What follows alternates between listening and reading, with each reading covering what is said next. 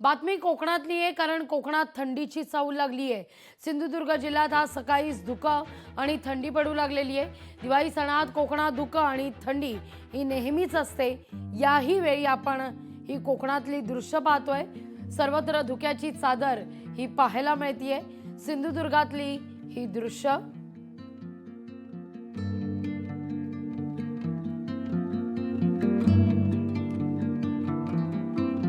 धुक्याची चादर हळूहळू दूर होते आणि तांबडं फुटतं आणि आपसुकच कोकणातल्या या कोकणी माणसाचं मन हे कोकणात रमतं। अशी ही विलोभनीय दृश्य आपण या क्षणी पाहतोय।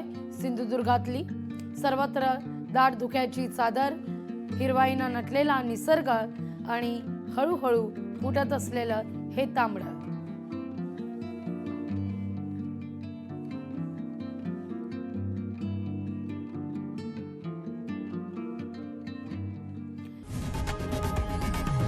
लोकशाही मराठी ऐका, पहा, जागरूक रहा।